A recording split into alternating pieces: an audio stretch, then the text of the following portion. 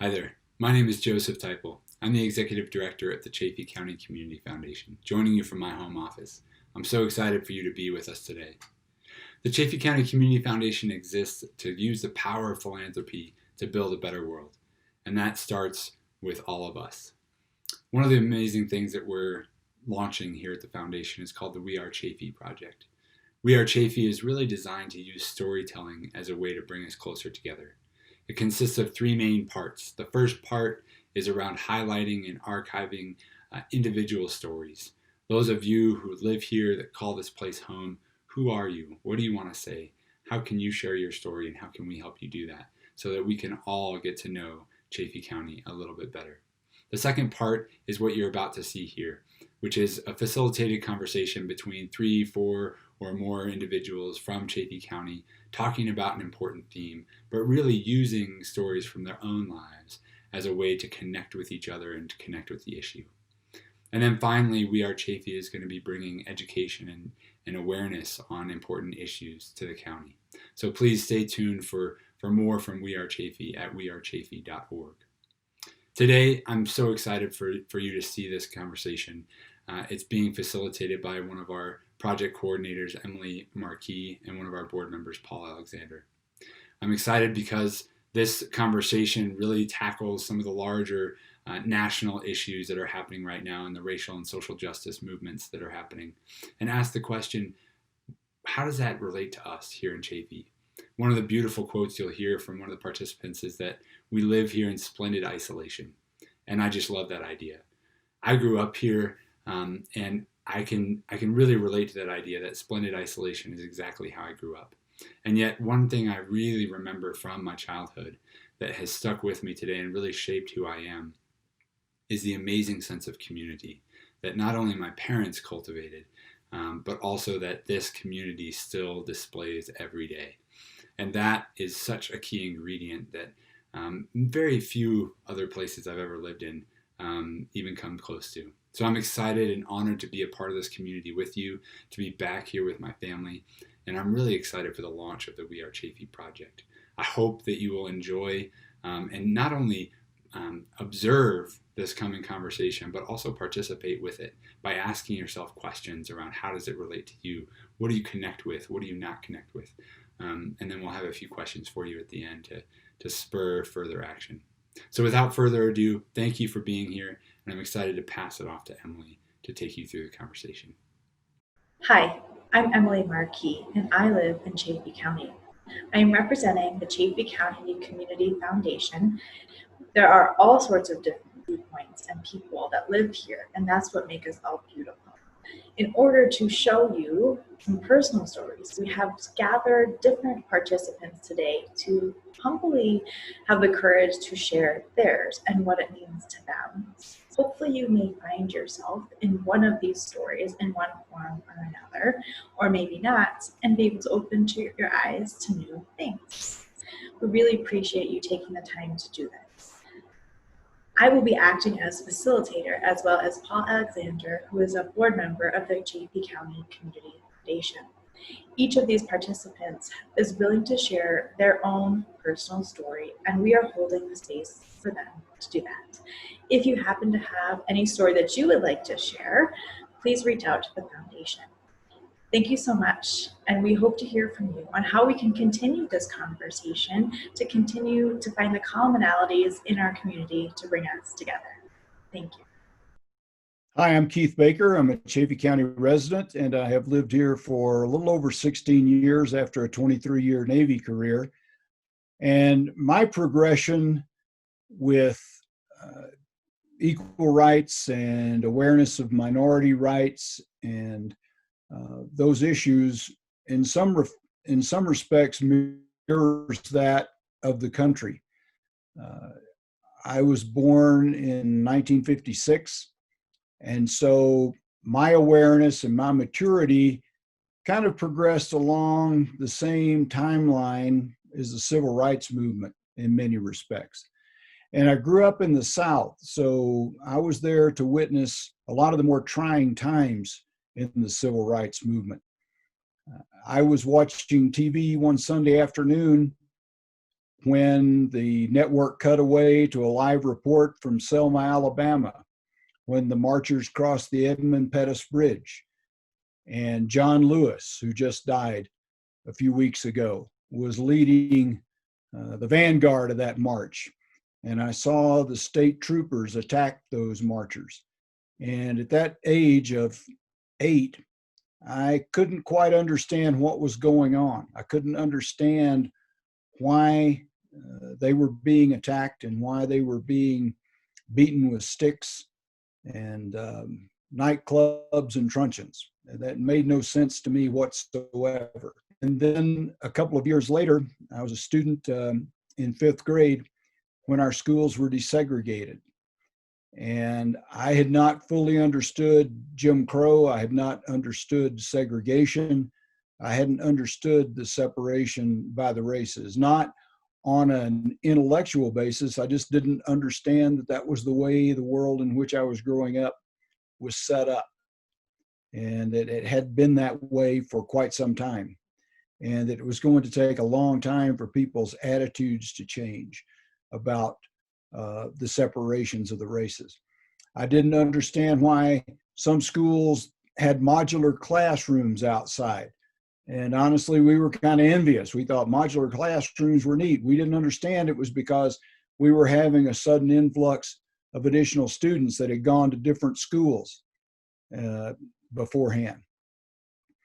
And so as time progressed and I got to know my fellow classmates, I gained an understanding that a lot of the differences weren't based on race. A lot of our differences were based on inequality of opportunities and unequal economic opportunities.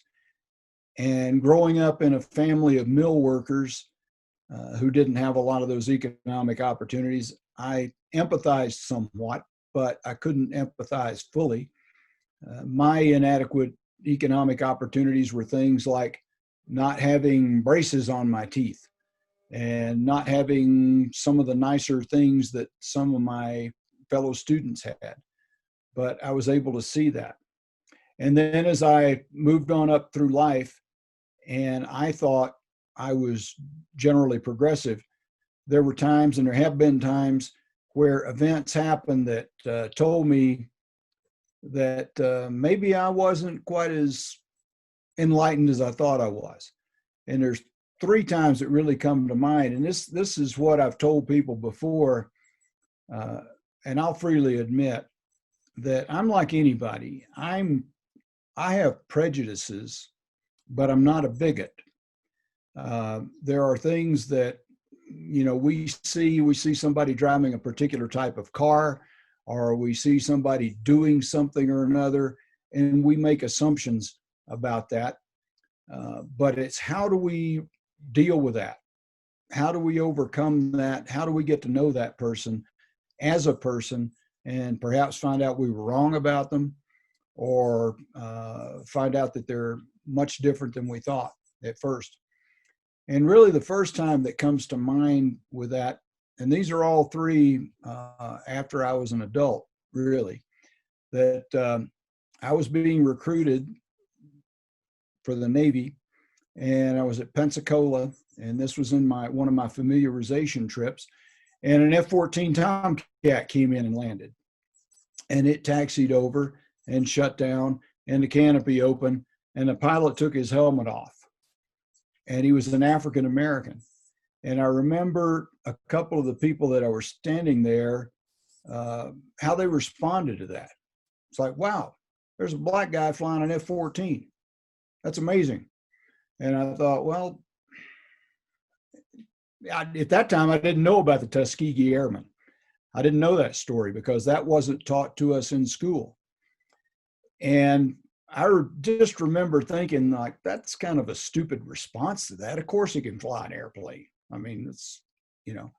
And then a couple of years later, I was walking in Naples, Italy, with a fellow officer who we had just met on the fleet bus.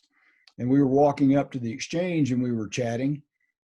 And I asked him what he did on the ship, because the carrier's a huge ship. You know, there's people you never see on there. And he said, "Oh, I'm a pilot." And I thought, wow, what do you fly? And he said, "I fly A7s." And an A7 is a single seat, single engine aircraft. Tremendous workload in that. And this was before there was the level of avionics and everything that we have in aircraft now. And so this guy had to be a really hot stick to fly that aircraft, as we say in the aviation world. And he was an African American. And I remember thinking for a fleeting second, like, wow, that's amazing, because I'd never met a black guy that flew an A7, that flew that kind of airplane. Flying an F-14, I guess, was kind of one thing because it was a later stage aircraft. It had more updated things, and there was another guy in the back seat. But then I thought, you know, Baker, you're not quite as enlightened as you thought you were. And that's something that you need to work on, and you need to overcome it. And it's something that I've realized that we all, to one degree or another, have to deal with. That it's like Dr. Stephanie Rose Spalding was saying the other day, they've done lots of studies. If you spot someone in the distance, there's really 3 evaluative criteria that you apply just subconsciously, like gender, how they're dressed, and race is one of them.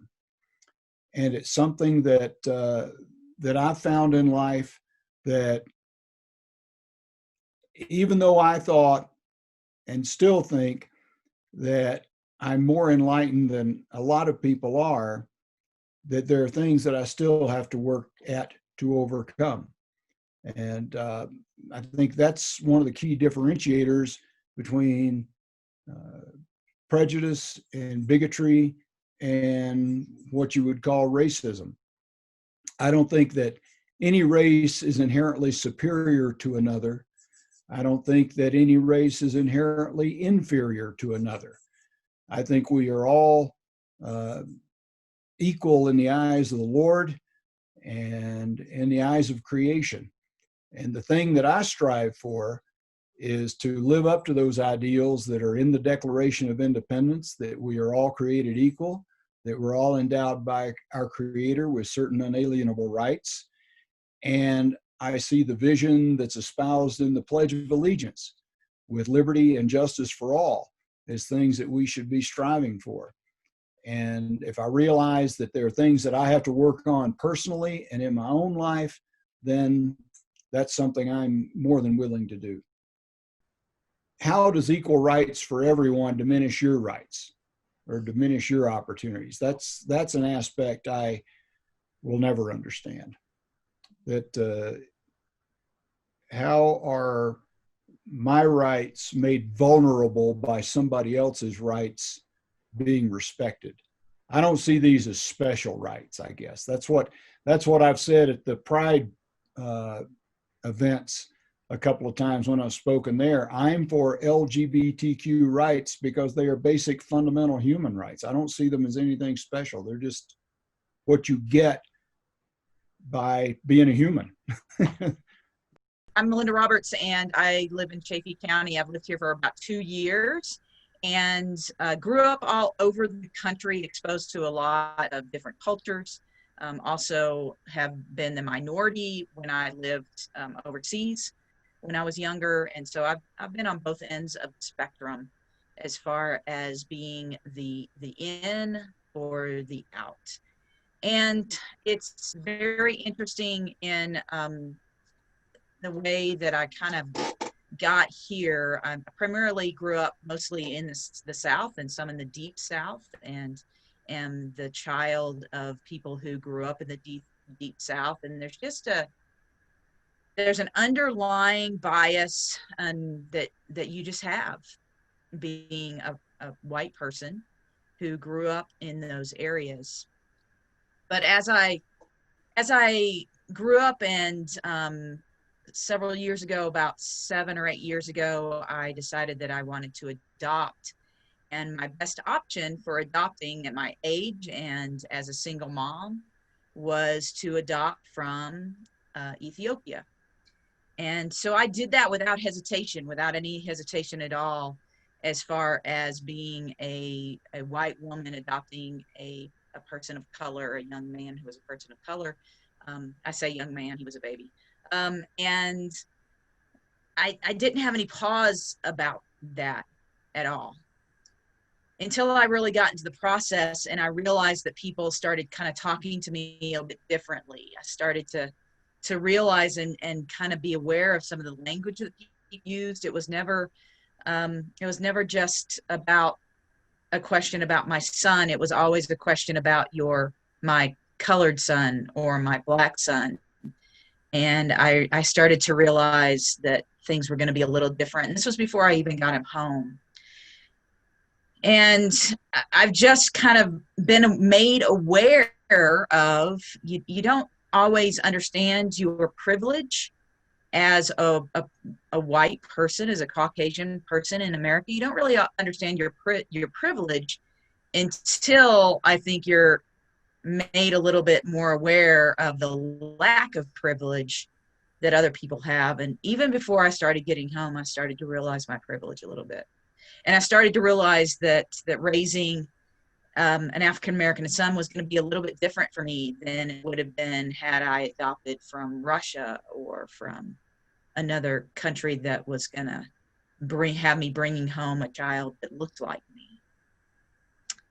And when I brought him home, I was living in New Mexico, which was a little more diverse, not necessarily a lot of African-American people in Farmington, New Mexico when I brought him home, but there were several, of course, Native American families. I lived right on the edge of the reservation, and also several Hispanic families, and there were some African American families, and I sought them out and made sure that Casey saw their faces and made sure that I had connection with them.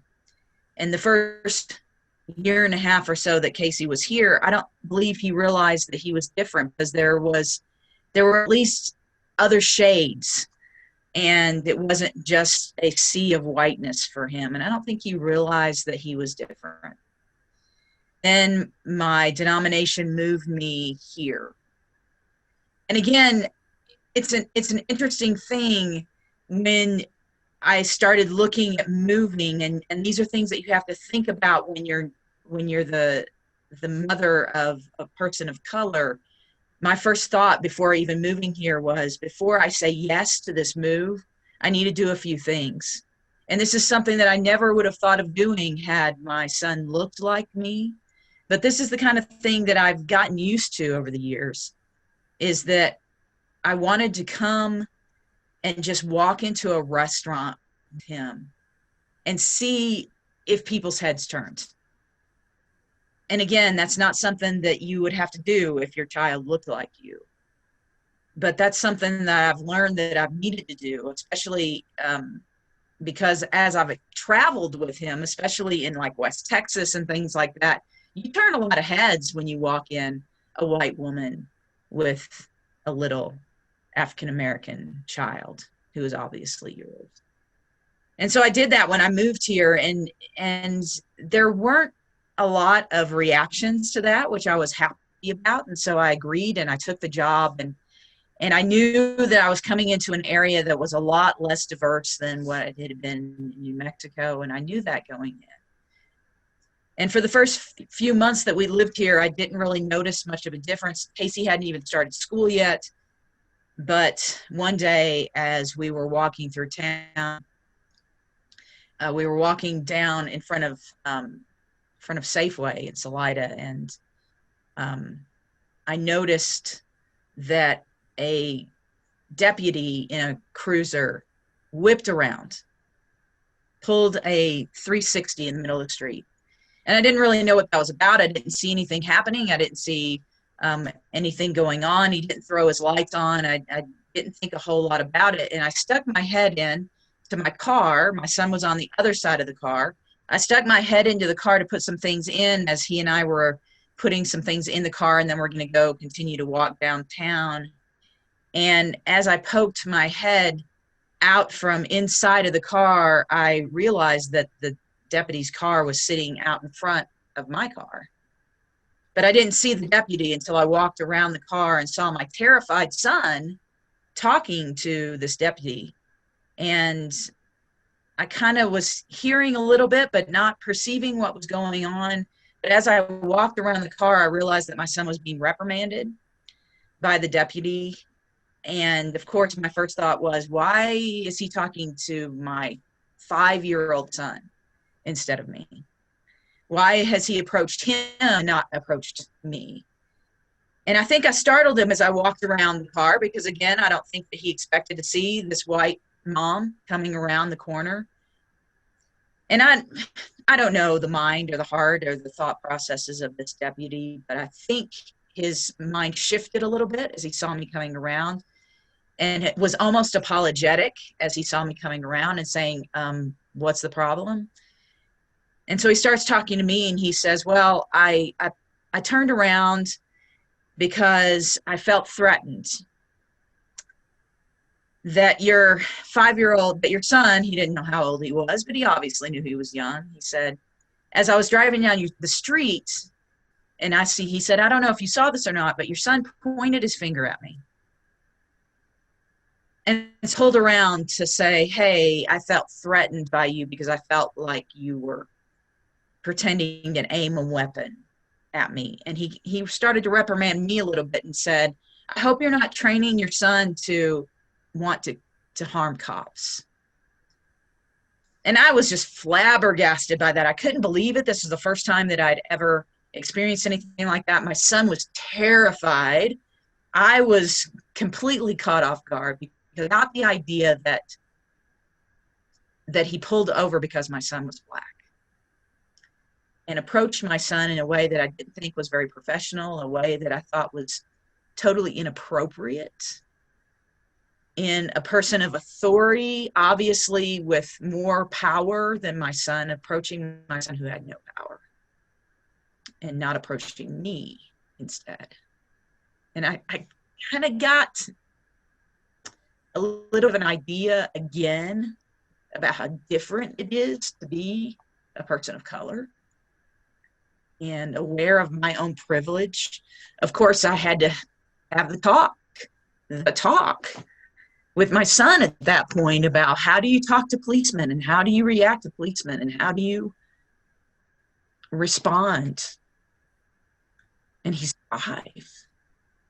And we've continued to have that talk. And again, that's part of my privilege that that talk never was had with me when I was growing up, of how do you protect yourself? How do you make sure that you're doing everything right to make sure that you don't get hurt, to make sure that somebody in power doesn't use their power against you? And I wish I had gotten his badge number or even his name. I didn't. I was so flabbergasted, but it made me aware that there is an inequality, that there is an issue here.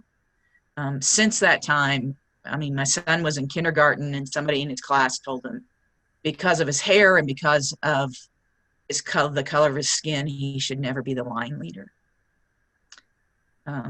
Just recently, he was told at T-ball practice that mosquitoes liked his blood better because it was black. We've got some problems here.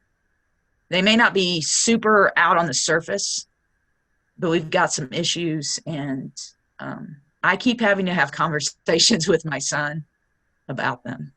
And so I would hope that other people would start to have conversations as well with their kids and start to face maybe some of their own internal bias. Because I'm kind of tired of having conversations with my son, trying to explain why he's singled out. And it's emotional, it's difficult. And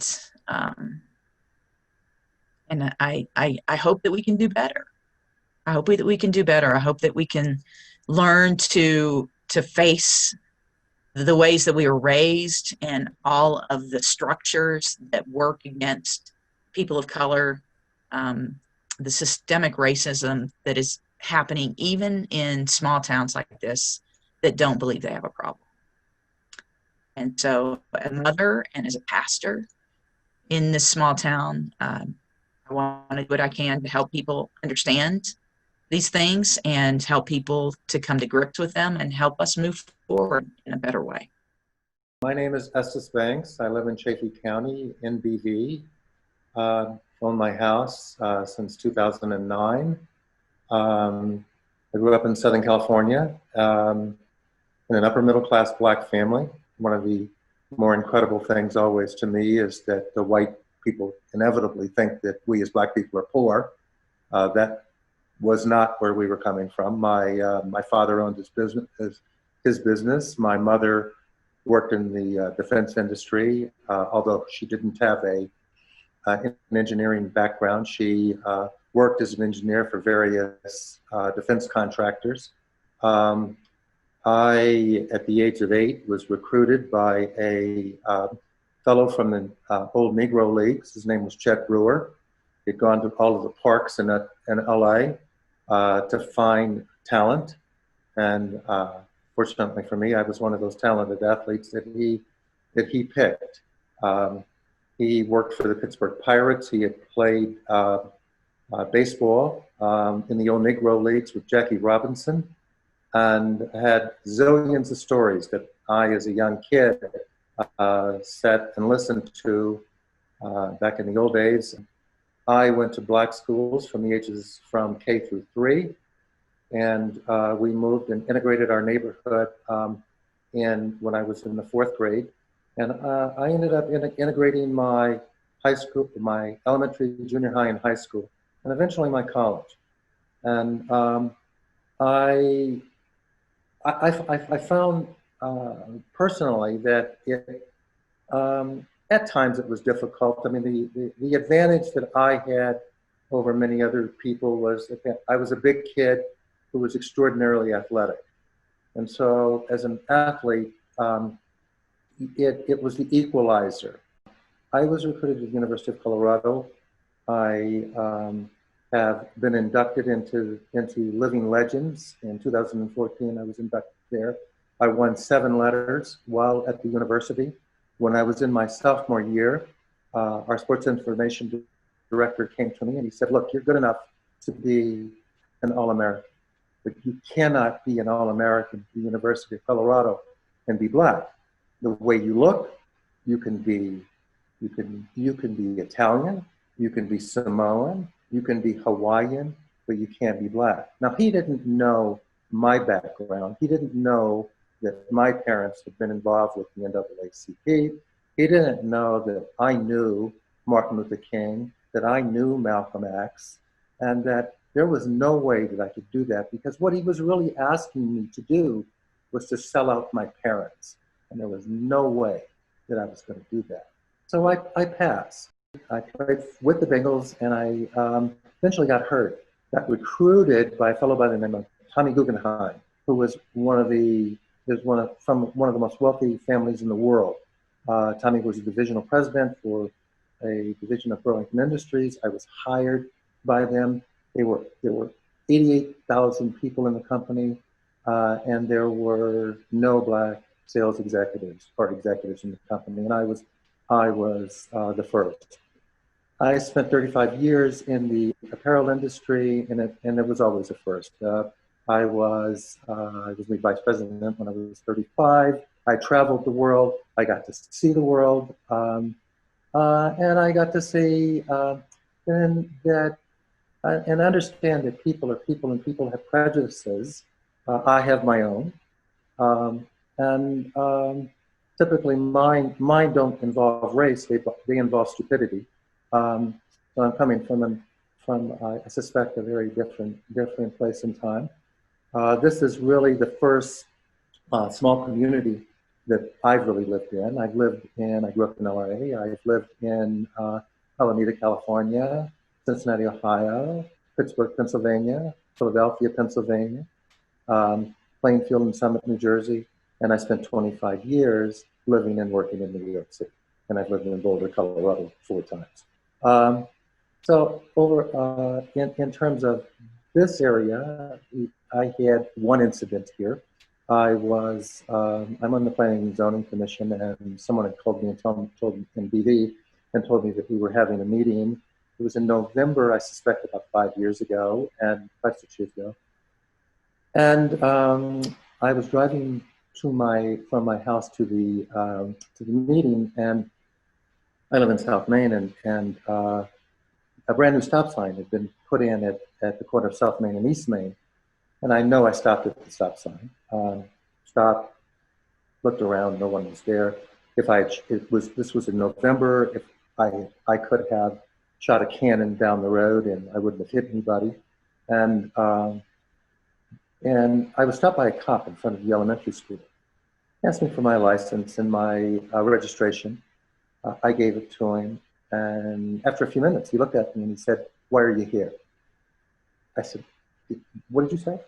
And he said, "Why are you here?" I said, you can't say that to me." And he backed away. And I said, "You know what? Give me a ticket if you want to give me a ticket. That's fine. Not a problem." And he did. And afterwards, I went to see Joel Benson was the mayor, and Jenny was chief of police. And I went to see Joel, and I told him that, look, if I wanted to, I could create a serious problem. I know thousands of people for the town. I don't want to do that. I said, but I think that what you really need to do is that you need to train your police and train them properly. And they can't ask those types of questions to anyone. And specifically, they can't ask them to minorities. And both were very apologetic in what they're doing. Whether they did the training or not, I really couldn't. I really can't answer that question. But in terms of actual experiences with racism in either Salida or NBV, I personally have not had any. But it could be socioeconomic, so I'm really not clear. And so that's my story. And down the road, if anyone have any questions, I'll be more than happy to answer. Thank you. My name is Stephen Hall, and I'm a fifth-generation Chaffee County resident. And I currently live in Chaffee County, and I grew up here. And I found out later because I enlisted in the Marine Corps right out of high school. I was pretty sheltered, I'll admit it. And it always has been predominantly white. And there's a lot of empirical data that suggests that was by design too, in the Western United States that we see now, which is unfortunate, but it is also part of our history. So, at the very least, I like Keith was saying earlier, I got indoctrinated and able to see a whole new world when I went into the military, and it helped me. But of course, I wanted to come back, and I also wanted to be a cop. That's what I'd always wanted for a long time. So my story basically started after I got out of the military, and I went and got into the Border Patrol, and that was the beginning of my law enforcement career, but it also was a surprising beginning of a whole lot of little things, hypocrisies and contradictions in law enforcement that began to bother me. And I remember just a few things when because I started in the Border Patrol in 2007, and that was under President Bush. And then I was in there for 7 years, and I was also under President Obama. And I do actually remember some almost overt, but just supervisors talking. They weren't quite overtly racism, but they would say derogatory things about the president, and it just struck me as not necessary at the time, whether they liked his politics or not. But that was one of the first major clues that I saw. So that was part of the reason, and other reasons, we were very discriminatory to the illegal aliens we apprehended. And yeah, the word savage was used a lot. You hear that now. That was used way back when. But we were all part of it. And so all of that bothered me to a certain degree. There were other reasons that my wife and I chose to come back. And we did, and I was able to get a job with the Colorado State Patrol. And at first it was a much more professional, at least, organization that I liked being a part of. But then as it progressed again, and I worked, because we work primarily alone as troopers, and more or less, and we work with the local law enforcement a whole lot. I saw that there's certain, and especially now being removed, looking at it, there's marginalized groups out here, because obviously it's not very diverse. But those marginalized groups definitely represent a population that would be very similar in other places to people of color, and the similar problems. And one incident I remember specifically, well, there was dozens, but we'll start with one. I remember hearing about a young man that was, I remember hearing and seeing, and I actually knew the young man because he was he was married into a part of my family at one point. And like a small town, we know most people, or we know each other, know a lot of people. And I saw his mugshot on the front of the local paper, and he was just beat to a pulp. His nose was broken. His eye was swelled up. I've taken down a lot of people. They never looked like that. I was like, what happened to him? And it was also during the time I was a trooper. And I heard through the circles among cops that he got beat up by the cops. And it was all hearsay at the time. And it was concerning, but given my position and given other things, I couldn't do much about it. And I didn't really want to, cause a problem. Well, as things turned out, I got out of being a trooper, and I started, I guess, a transition, a change in life to where I am now, and looking at some of these things and really caring about how the police. And it's not ironic here that two of our stories involve police and some inappropriate actions. So it's a major problem. So anyways, I did some digging after I got out of the State Patrol, and I started looking, and I actually called that young man that I knew. And I'm going to share his story, but it really is representative of many stories I've seen. His is just more it's stronger. So he was addicted to meth, and he was part of a larger group, the marginalized group of druggies in town. And there were some problems, and there's problems all over the country. That morning that the incident occurred, he went to his probation officer, because he'd been in and out. He was a frequent flyer. We all knew him. He went to the probation office, and he wanted to go back to jail because he knew in jail he would be done with, he would at least be sober for a little while and be able to get his wits about it. He owns his own business now. He's a sharp kid. He obviously, his probation officer couldn't just put him in jail because he hadn't violated any probation. He hadn't done anything.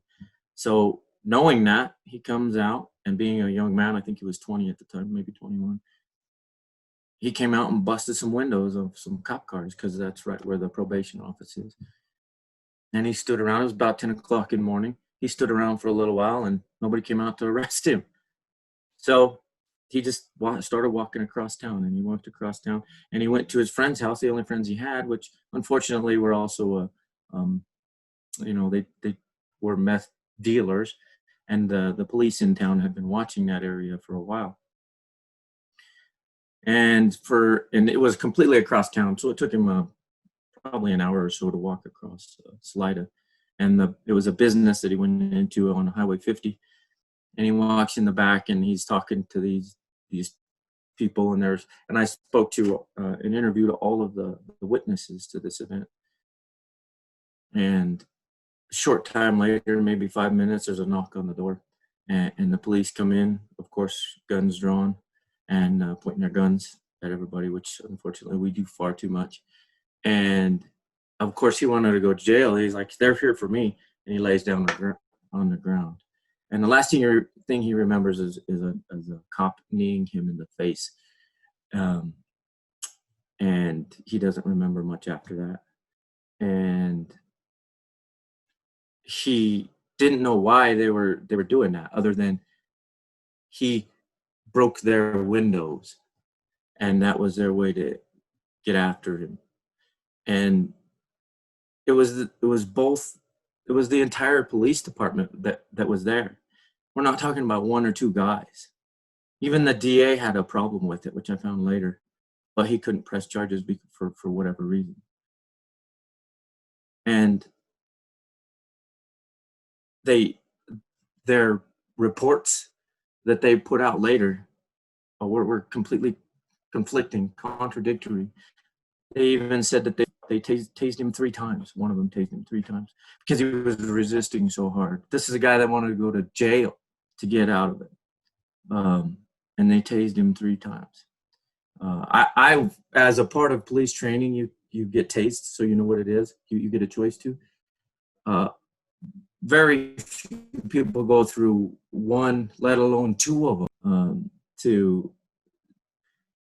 That's how horrific that experience is.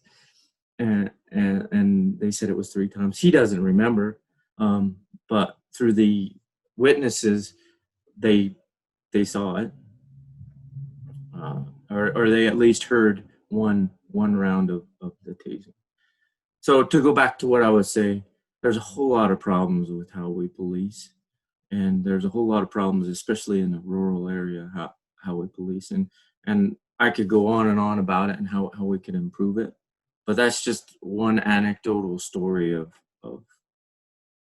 the problems that we face in policing.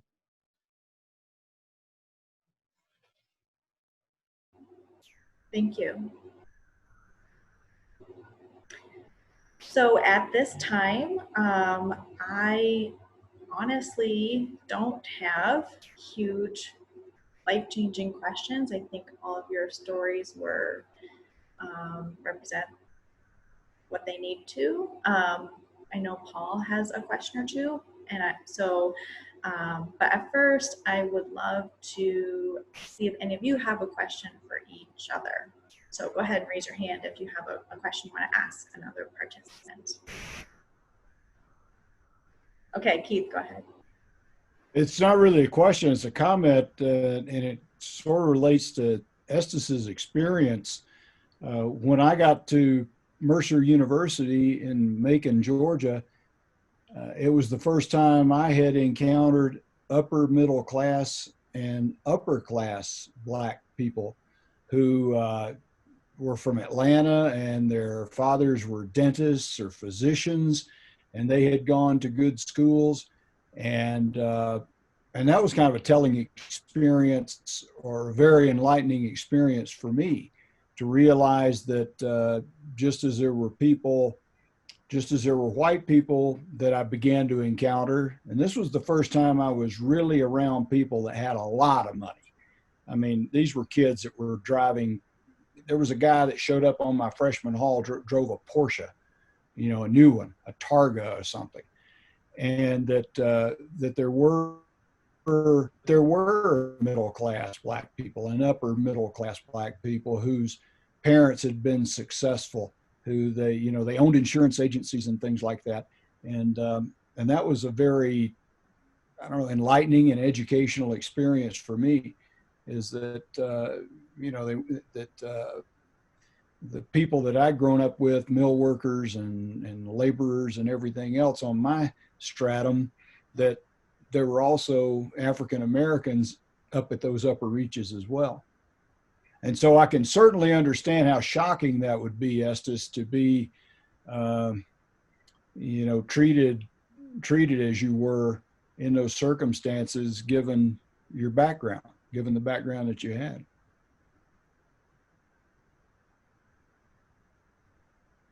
Thank you. Stephen, you'd like to ask or comment? More just comment. I just want to thank Melinda and Estes for relating their stories, because there's a pervasive view in our county, I think, and I've encountered it outside of this just because I have a lot of contacts here. Like Keith was even saying earlier, it's a problem here. It's a problem across our country. So stop pretending it's not, and let's, like she said, let's do something about it, because it is absolutely a problem even here. Estes. I was having a lunch in New York with a New York Knicks basketball player. His name was Dick Barnett. Dick had played 14 years in the NBA, and at the time was getting his PhD at Fordham University, and really just an absolutely fabulous guy.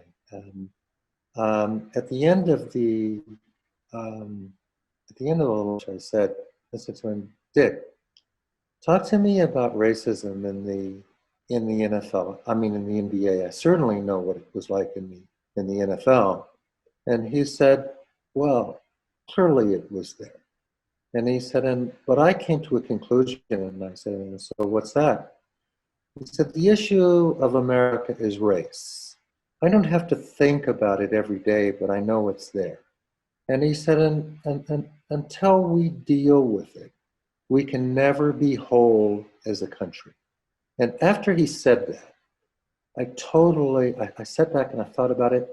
And as we're going through the whole Black Lives Matter, all of the marches, etc., that just keeps coming back to me. And I believe it to be true. And in many ways, I've run my life that way. Understood that racism was the byproduct of what was going out there. I didn't let it stop me. I dealt with it when I had to deal with it, but I moved forward in my life. Melinda, one of the things that I would say to you is,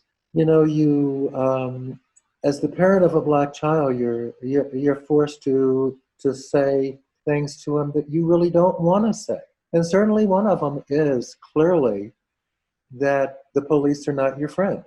And that as a parent of a Black child, if as the kid gets older, when you get stopped, put your hands up on the steering wheel. Make sure that you don't do quick movements and say yes, sir, and no, sir. But at the same time, I would also say that in my experience in America is that although I can say that the issue of America is race, I can also tell you that over my lifetime, I've seen lots of change. And I would also say that because I've been fortunate enough to travel the country extensively in my job, I used to do like 350,000 air miles a year. So I got to see lots of things. I would say that we're a country that's separated by not only race, but also by language, and also culture. And so I know, as an example, when I moved to New York City, that I had to learn to speak a different language. I'm a Californian, but I learned to speak it. And I think that we are a country in many ways that much of how we are separated is through language. And so I would tell you, teach your son the languages of America. Thank you. Well, that will certainly stick with me. Any other questions between each other? I know Paul might have something to say too, or ask. Sure, I can jump in. I think the questions and the comments and stories have just been really powerful, and I really appreciate that. I guess the question I have is I mean, I have lots, but you know, Melinda, you said, you know, we don't know the mind and hearts of others, and all of you've really said, in the sense, often we don't know our own hearts and minds. You use the word splendid isolation, and I think that's how I grew up, sort of in splendid isolation, or sheltered, as you said, Steve. And you know, Estes, you talked about, you know, developing a common language. You know, we have to learn each other's languages, and so I guess the question I have for you is, you know, how do we move from that place of splendid isolation, or into, you know, how do we create more awareness? How do we, you know, begin to learn each other's, you know, common language in a place of, you know, civility, especially in a place, you know, like Chaffee County? Do you have some thoughts around that, just from your own experiences, or own, you know, about how you move from kind of point A to point B? I mean, you've all shared some of those stories, but I'd love to hear more how we might do that, especially here in the county.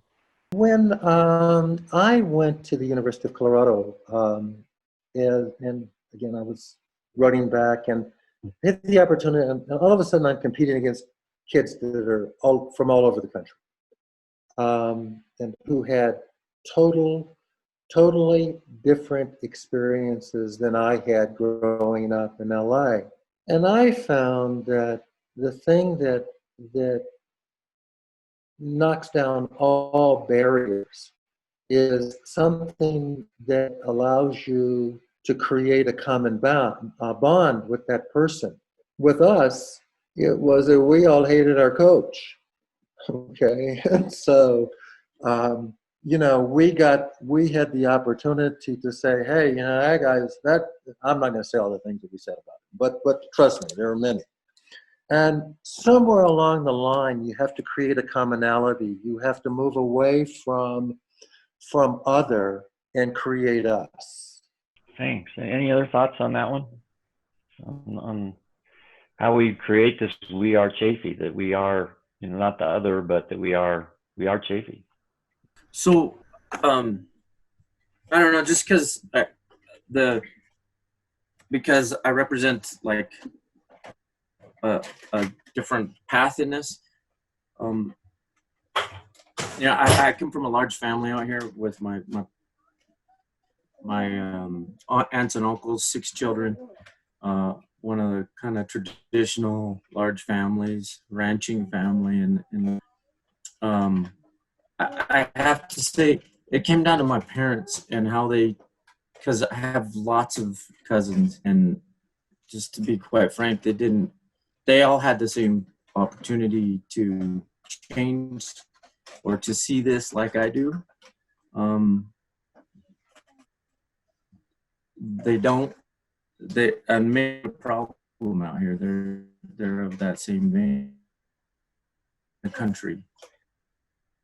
They said just the thing that I and my sisters and I talk about this a lot is challenged us, because I'm no different than any of them. I was raised almost exactly being in our splendid isolation, which is this great place, and it is splendidly isolated out here. But as we grew up, our parents challenged us all the time as far as what the common theme was locally, and always expecting us to at least look at different sides. And that, I know, between all of us was the path that started that. And of course, you get in the military and you get exposed to a whole bunch of other things. You don't necessarily get your way in the military, but at least you get exposed.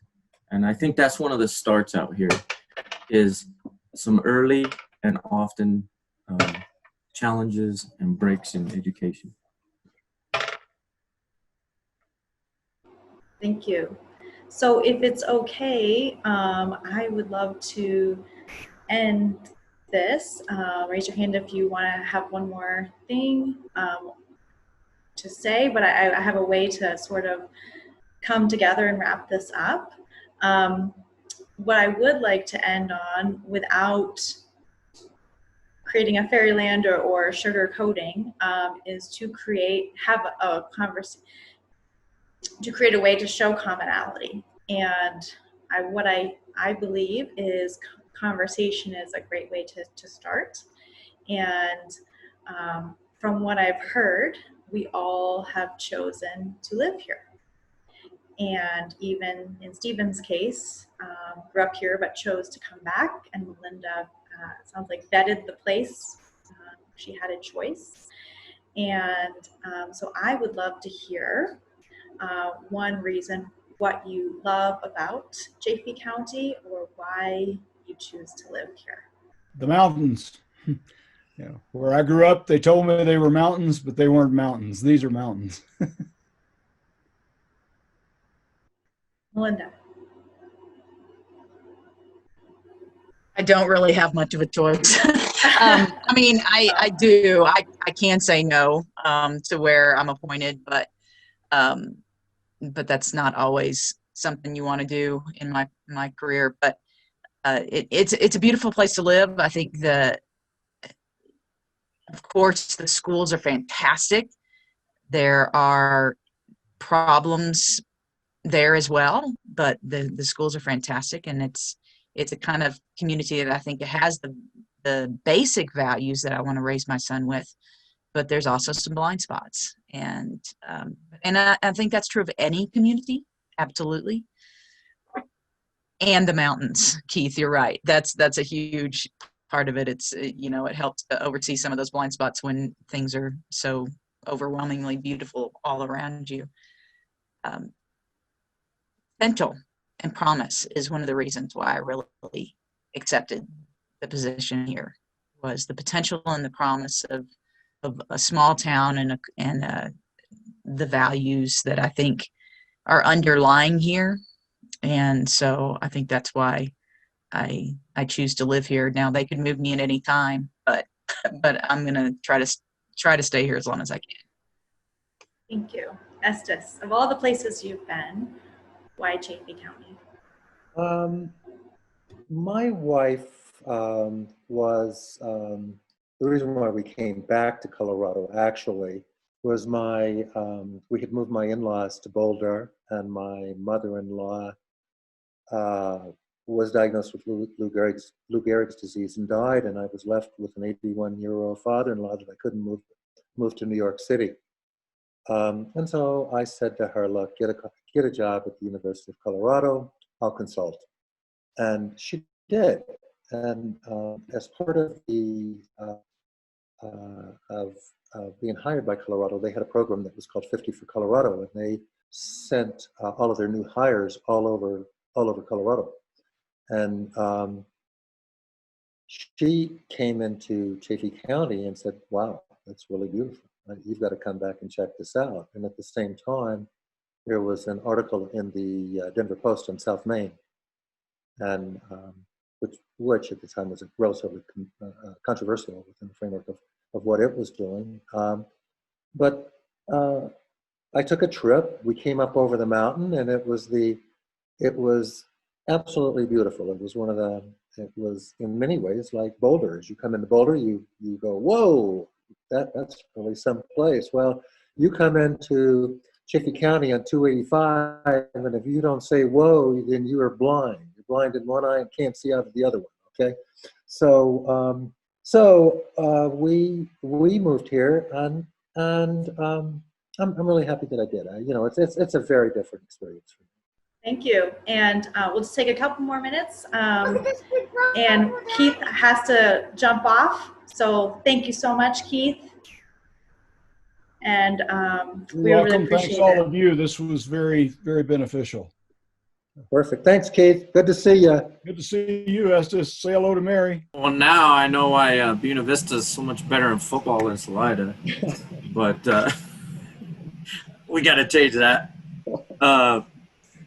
Anyways, I think honestly, and I've thought this for a while, even though this is kind of, you know, it's a tough topic, but I really think as far as rural communities go, we have the recipe here. We have the recipe to be like a force and to change. And I almost think that recipe could be the example for a lot of other rural communities, because it is, we don't have all the mechanisms that a lot of urban communities have to affect change like this. And I think we could be the example.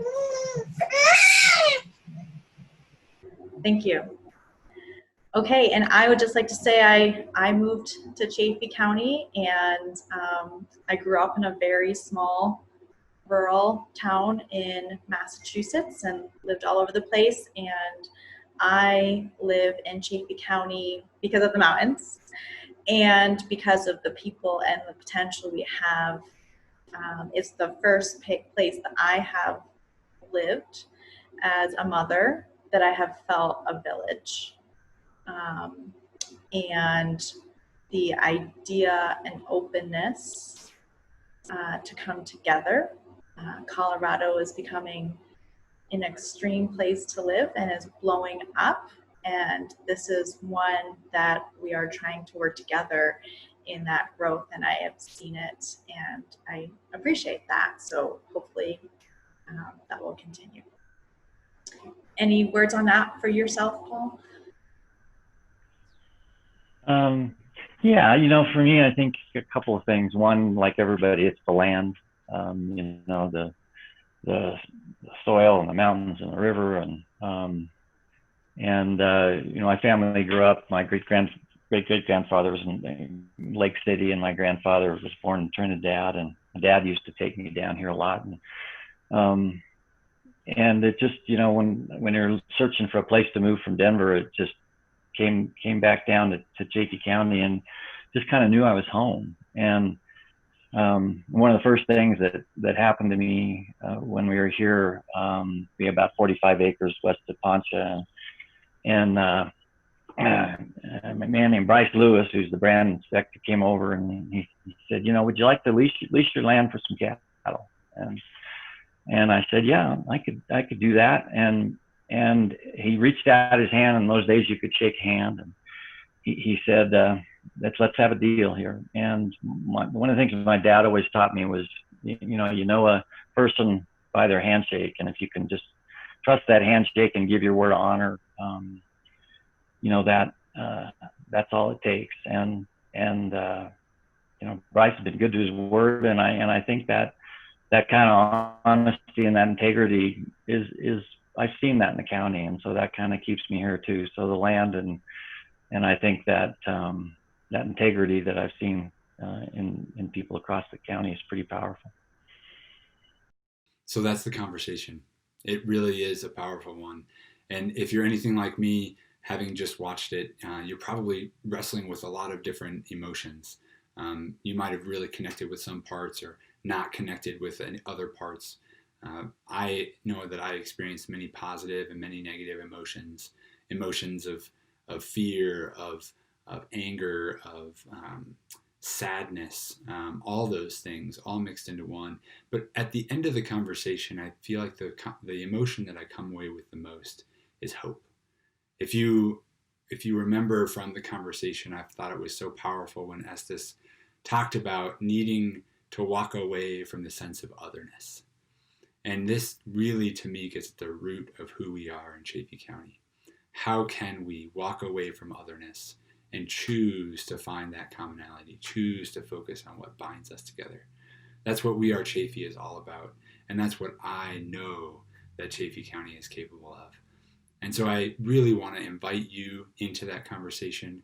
I want to invite you not only to engage with the foundation and with the WeAreChaffee project, but engage with your neighbors, engage with your friends, with your family. Find intentionally and seek out those points of connection and commonality, and help us together build a stronger community. So we invite you to both reach out to the foundation if you have ideas for other topics other themes, other conversations. If you yourself would like to share a story, please reach out to us. Let us know that. And we want to partner with you in whatever way we can. Again, thank you for being with us. I'm Joseph Teipel, and I'm so excited to continue living in this beautiful place with you.